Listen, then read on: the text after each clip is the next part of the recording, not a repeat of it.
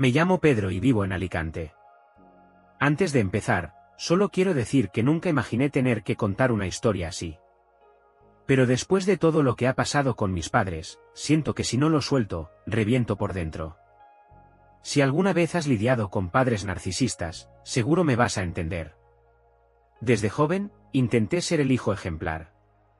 El que nunca fallaba, el que siempre estaba ahí, el que cargaba con los problemas de los demás sin pedir nada a cambio. Mis padres no me pegaron jamás, pero me desgastaron emocionalmente como nadie. Me hacían sentir que todo lo bueno que lograba era gracias a ellos, y todo lo malo, culpa mía. Cuando nació mi hijo, pensé que las cosas cambiarían. Él adoraba a sus abuelos. Y durante un tiempo, parecía que ellos también lo querían de verdad. Cuando mi hijo cumplió 8 años, me pidió quedarse un tiempo con ellos. Pensé que le haría ilusión. Imaginé que compartir con los abuelos fortalecería los lazos familiares. Yo trabajaba mucho como técnico de electrodomésticos a domicilio, siempre con herramientas al hombro, así que pensé, quizá esto nos viene bien a todos. Pero cometí un error, confié en personas que solo se preocupan por sí mismas. Mientras yo pagaba el alquiler, los recibos, la comida, ellos iban por ahí diciendo que los había abandonado, que estaban arruinados, que vivían de la caridad de otros familiares. Yo, que me partía el lomo a diario para que no les faltara nada, era el malo de la película. Me enteré por casualidad. Fue en el cumpleaños de mi hermana mayor, a la que casi nunca veo. Mientras hablábamos de la vida, salió el tema de nuestros padres. Me dijo que ella y una prima les mandaban dinero cada mes porque lo habían perdido todo en un incendio. Me quedé blanco. ¿Qué incendio? Si yo había estado en su piso hacía 2 semanas. Supe al instante que no mentía. Mis padres habían inventado toda una historia para sacarles dinero a espaldas mías. Aquella noche fue un caos. Gritos, discusiones, verdades lanzadas como cuchillos. Mi hermana estaba furiosa, tanto con ellos como consigo misma por haberles creído. Y yo sentía náuseas. Todos esos años pensando que la familia se estaba alejando por el ritmo de vida, cuando en realidad mis propios padres me estaban envenenando a espaldas mías. Esa misma noche, llamé a mi hijo y le dije que hiciera la maleta. Fui a recogerlo y nos fuimos sin mirar atrás. 4 días después, llamaron a mi puerta. Eran ellos. Con la cara tan tranquila, como si nada. Como si no hubieran mentido, ni robado, ni usado a su propio nieto como excusa. Al verles, algo en mí se rompió. No dije nada. Solo cerré la puerta en sus narices. Entonces gritaron desde el otro lado. Pues si haces esto, tu hijo ya no existe para nosotros, tonto. Y ahí lo supe, ya no era su hijo, era su banco personal con patas. Volví a salir, esta vez dispuesto a no callarme más. Y cuando empezaron a soltar insultos, lágrimas de cocodrilo, acusaciones absurdas, les solté la bomba. No pienso pagar más vuestro alquiler. Ni un solo euro más. El color desapareció de sus caras. Y eso, amigos, fue solo el principio. Cuando solté aquellas palabras, que ya no pagaría más el alquiler, mi madre se quedó paralizada con la boca entreabierta, como si acabara de tragarse un limón entero. Mi padre, con la cara roja como una gamba cocida, se quedó sin saber qué decir. Por primera vez, los vi desarmados, sin su teatro barato ni sus chantajes emocionales. Y aquel silencio, fue lo más dulce que había escuchado en años. Entonces, como buenos actores frustrados, empezaron a cambiar de tono. Primero vino la negación. ¿Cómo puedes decir eso? Estás alterado, hijo, no sabes lo que dices, balbuceó mi madre, agarrándose el pecho como si tuviera un infarto teatral. Luego vino el chantaje emocional. Te estás cargando a la familia. Mira a tu hijo, lo estás dejando sin abuelos. Y por último, la furia. Mi padre explotó. Eres un desagradecido. Un egoísta. Después de todo lo que hemos hecho por ti. Pero ya no me afectaba. Porque esta vez, yo tenía toda la verdad de mi parte. Sé lo del incendio falso, les dije en voz firme. Sé que lleváis meses pidiendo dinero a la familia. Sé que me ponéis de villano mientras vivís del cuento.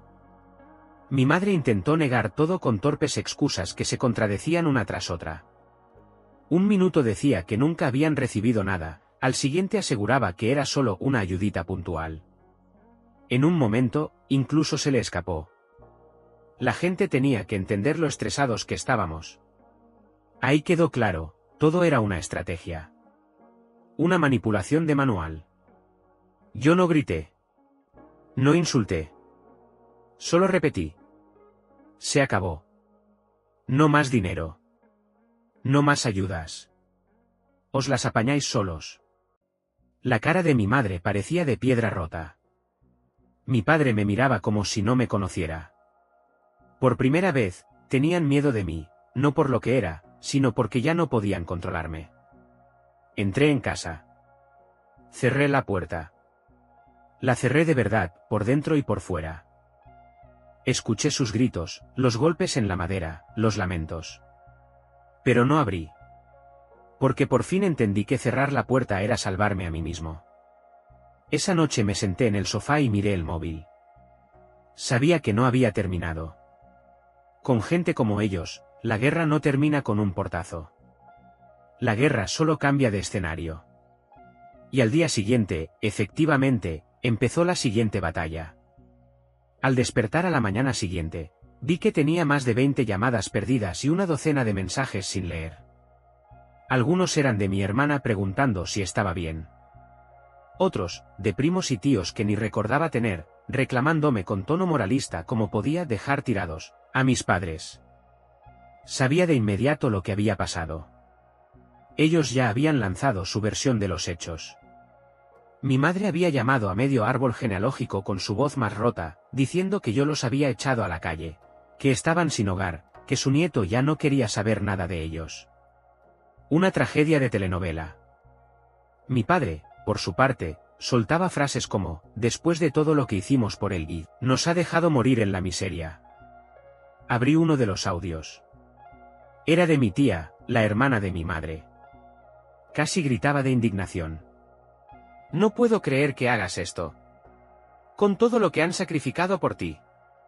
Tu madre está destrozada. Otro mensaje, esta vez de un primo lejano.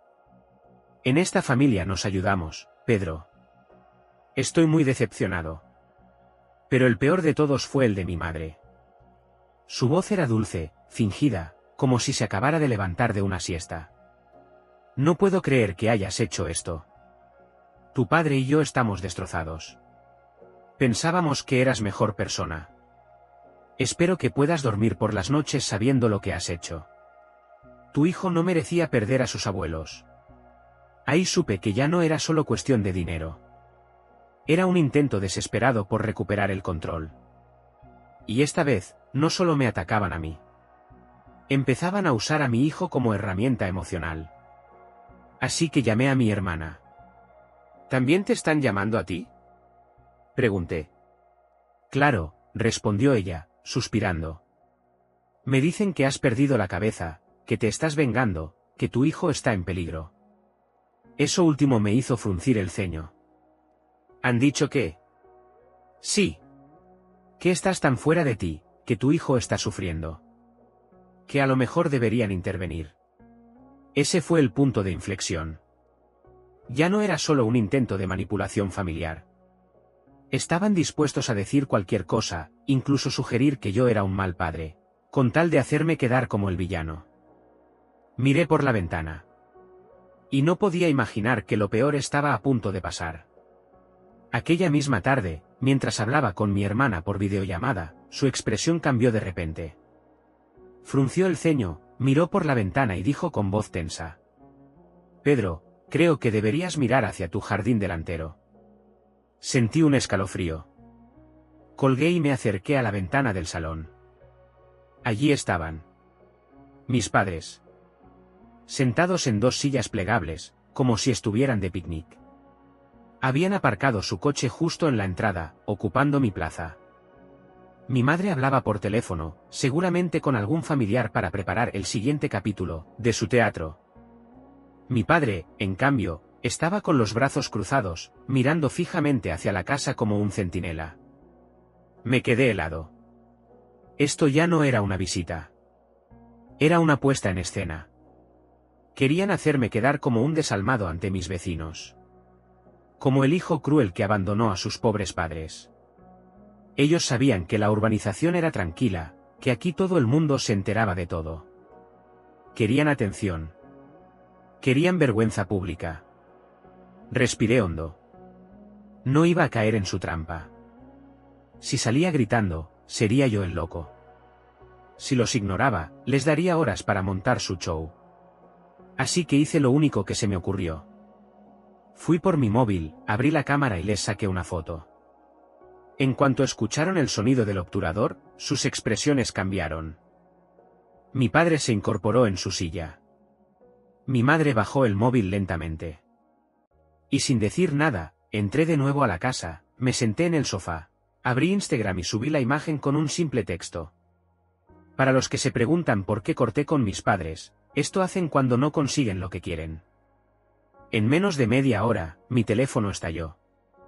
Mensajes, reacciones, llamadas. Mi hermana me llamó riéndose, incapaz de creer lo que había visto. Amigos que conocían de cerca la historia empezaron a comentar. Incluso primos que habían estado del lado de mis padres me escribieron, impactados por la escena. Y entonces vi desde la ventana cómo mi madre miraba su teléfono. Su cara se transformó por completo. Llamó a mi padre con pánico, él miró la pantalla, se levantó de golpe. Empezaron a murmurar desesperadamente. Pero ya era demasiado tarde. Por primera vez en sus vidas, su fachada se había venido abajo. Recogieron las sillas y salieron del jardín a toda prisa. Mi padre arrancó el coche tan bruscamente que casi choca con el buzón del vecino. Se fueron. Pero yo sabía que aún no habían terminado. No. Para ellos, esto solo era el segundo acto. Al día siguiente, mientras me preparaba un café, el móvil vibraba sin parar. No solo eran mensajes de familiares. Eran desconocidos. Excompañeros del colegio. Gente del pueblo donde crecí. Incluso antiguos colegas. Abrí el primer mensaje. Tío, ¿tu madre se volvió loca en Facebook o qué? Fui directo a buscarlo. Y allí estaba, una publicación pública, larguísima, con mi nombre en mayúsculas, en la que mi madre me pintaba como un monstruo sin alma. Decía que yo la había humillado, que sufría desde hacía años por mi frialdad, y lo peor. Insinuaba que mi hijo no estaba seguro conmigo. Le temblaban las manos. No por miedo a lo que dijera, sabía que era mentira, sino por la pura maldad que suponía usar a su nieto como arma. Y como era de esperar, mi padre también apareció en los comentarios. Solo queremos ver a nuestro nieto. Ahí lo entendí todo. Esto ya no iba de dinero. Iban a por mi hijo. Sin perder tiempo, hice capturas de pantalla de todo, la publicación, los mensajes, las llamadas. Y escribí una publicación propia. Para quienes aún dudan, aquí está la verdad. Mis padres han mentido durante años. Han manipulado a familiares, se han inventado tragedias, y ahora que los corté, intentan destruirme públicamente. No tengo problemas de ira. No tengo ningún desequilibrio. Mi hijo está bien cuidado, sano y feliz. Si decidís creerles, es vuestra elección. Pero yo no jugaré más su juego. Lo subí y cerré sesión. No quería quedarme viendo cada reacción, cada comentario. Pero no hizo falta. Se volvió viral. Cientos de personas empezaron a compartirlo, a contar sus propias experiencias con padres narcisistas.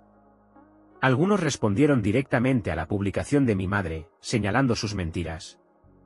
El muro que ellos habían construido durante años, empezó a desmoronarse en tiempo real.